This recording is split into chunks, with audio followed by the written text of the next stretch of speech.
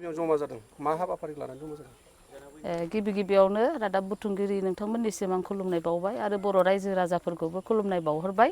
जों दिनै माने जोंनि गफुरा बिटिआरआव हाबबाय।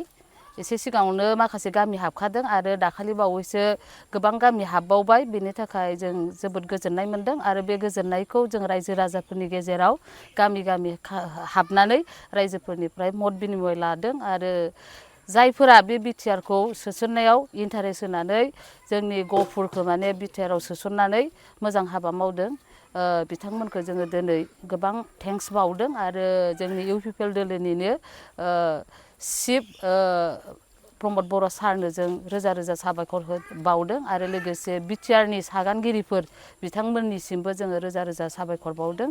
जों जोबोद गोजोननाय मोनदों आरो बे गोजोननायखौ रायजो राजानोबो जों फोरमायनाय जादों। बिथांमोनहाबो गोजोनफादों। दाख्लै सासे दैदेनगिरिया मैद्य सनाफ्राव फैदोंमोन। बेवहाय बिथाङा बुंदों जे माने जोंनि जा माने इउपिपिएलनि दैदेनगिरि बिथांमोननि मावनाया मोजां जायाखै ना मा बुंनो सानगोन? बेखौथ' जोङो मा बुंगोन दा बुंनो थाङोब्ला दाखालिसो जोंनि गेजेराव फैनायखौ जोङो मोनथिगौ। बिथाङा माने धनस्रि समस्थिनि सासे बिजाथि बे बिजाथिया निस्सय बुंलांनायखौ जों एसे दुखु मोनदों। खिन्थु मोनसे खोथाया बेनो बे बिथांनि जि दोलो बे दोलोआ माने जोंखौ बिटिआरआव हाबनायाव गोबां हेंथा दंमोन आरो बिथांमोननि बे इसिङारि जोंनिनो बे बर' दैदेनगिरिफोरनि थाखायनो जोंनि बे सुक्तिया जोबोद बेले बेजेनि गेजेरजों दुखु खस्थ' सहायनानै जाबाय। नाथाय बिथांमोना जोंखौ सोनायाव जेबो इन्टारेस्ट गैयामोन।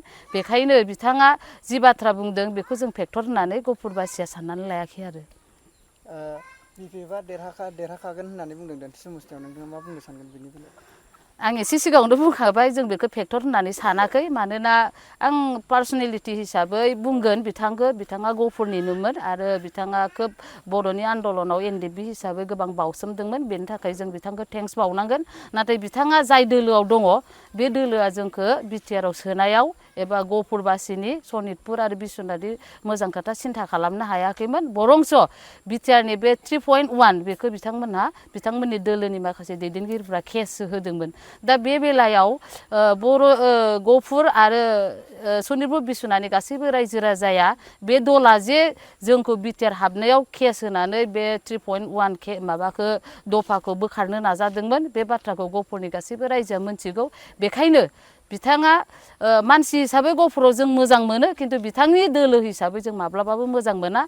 बिथांखौ जों गफुरबासिया मोजां भटआव देरहाहोनो हागौमोन। नाथाय बिथाङा इउपिपिएल दोलोआव जुदि जयेन जानायमोनबा दिनै बिथांखौ जों मोजां मोननायनि जेबो ओंथि थाया। मानोना बिथांनि दोलोआ जोंखौ गफुर रायजोखौ दुखु होदों। इउपिपिएल हिसाबै बेसेबां आसाबादि गफुरनिफ्राय? जोंथ' दा गामि गामि हाबनानै मोनथिबाय जाय न'खरखौ दादों जाय हा हु होदों बिथांनि थाखायथ' जोङो गोबां मावनांगौ हाबा थाबाय। बे बाथ्राखौ बयबो बुंदों। रायजो राजाफ्रा बुंदों जोंहा इउपिपिएलनो गुरु दक्षिणा होनांगौ। मानोना इउपिपिएलनि नाजानायावनो हा हुआबो जाबाय। जों बिटिआरआव हाबनो हाबाय आरो ओरैबायदि जोंहा हाबा मावबावनांगौ दङ। जाय बिटिआरआव हाबनायनि उनावबो जोंहा माखासे समस्ति दानांगौ आरो माखासे गामि हाबबावनांगौ आरो माखासे डेभेलपमेन्टनि गोबां सम आद्रा जानानै दं। बेफोरखौ मावनांगौ। बेफोरखौ मावफुंनोबा दा जोंहा 100% जायाखै। 100% मोननो थाखाय गोबां हाबा मावनांगौ थाखाय जाय दोलोआ अनदों बे दोलोखौ जों 100% भट होनानै देरहानांगौ होननानै गोबां गामियानो माने बिबुंथि लाखिदों आरो। जोंनि माखासे मुंख्लंफोरनि थाखाय इउपिपिएल सरकारा मोनसे बाजेट हमनानै गोजौनिफ्राय बियो प्रसेसआव सोलिगासिनो दं। बेखौ मोनफुंनो हानायनि राहाया निस्सय जागोन।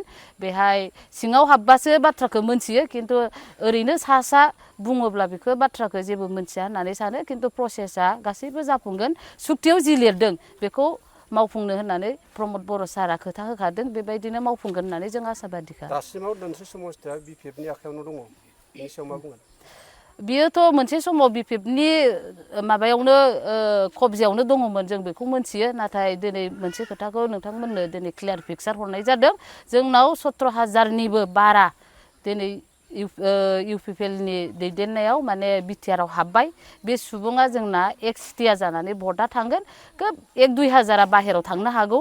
बियो भटनि साबा बिखा। खिन्थु गफुरबासि एबा गफुरनि थागिबिफ्रा थामोनथाखो नायनानै जायनो अननांगौ बे अननायखौ गोरबोजों दङ आरो बे गोरबोनि अननायखौ रावबो बोखानो हानाय नङा एबार खनसेखौ हाजार बुंबाबो माने गफुर रायजोखौ फोथायहोनो हानाया गोब्राब निस्सय इउपिपिएलआ 95% भट लानानै देरहाहोनो हागोन होननानै जों मिजिं थिदों आरो बेखौ प्रतिश्रुतिबो होदों रायजोफोरा दिनैनि बे समाव रायजो राजानिफ्राय माबायदि अनसायनाय मोनदों रायजो राजाफ्रा जेराव थाङो बेहायनो बिराद अनदों आरो बयबो गामिया जोंनावबो माने मिटिं खालामाखै जोंनावबो हाबफैदो होननानै बुंदों आरो गामिनि गावबुरा सेक्रेटारि बयबो माने मोनसेल' बाथ्रा बुंदों जे जोङो 100% भट होनायनि खोथाखौ सिन्था खालामदों मानोना जोंहा हा हुआ जाबाय आरो जों बिटिआरआव हाबबाय बाखि डेभेलपमेन्टखौ मावनोबा जों बे सरखारखौनो फोथायनांगोन आरो बे सरखारा निस्सय बे दोलोनि सुबुंफोरा एबा दैदेनगिरिफ्रा निस्सय जोंखौ आरोबाव बांसिनै नायगोन बेबायदि बाथ्राखौ बयबो बिबुंथि लाखिदों आरो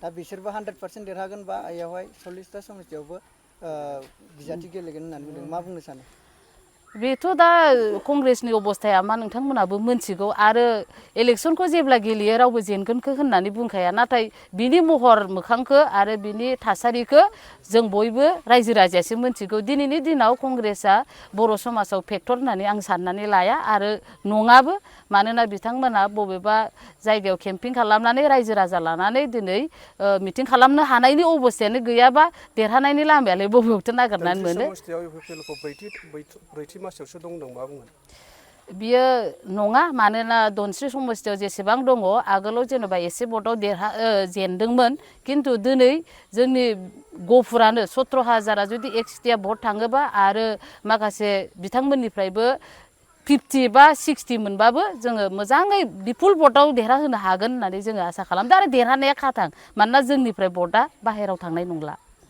सेराव जे जोंखौ सोसनबाय बे सोसननाया दिनै जोंल' गोजोननाय गैया बेहाय गोबां सुबुङानो गोजोननाय दं आरो जों बेखौ बुंनो हागोन जोंहा गोबां मार्टियार्स दङ 534 जन आरो एनडिपिनि आन्दलन खालामनायाव गोबां थैनाय दं बे थैनायफोरनि जिउआ जे बिसोरनि जिउनि बेसेना जे ओरैनो थाङासै बेनि थाखाय जों गोजोनदों आरो बांसिन गोजोनदों जोंनि आइजोफोरा गोबां रेप जादोंमोन बे रेप जानायफोरा बे आन्दलननि गेजेरावनो जादोंमोन गतिके बिथांमोननि रेप जानाय जिउ बावसोमनाय रायजोफोरनि दुखु खस्थ' न' सावजानाय बायदि आन्दलन खालामनानै बुग्लिजानाय बिथांमोननि थैनि बेसेना जेबो फेलें जायासै बेनि थाखाय जों रायजो राजाया जोबोद गोजोनदों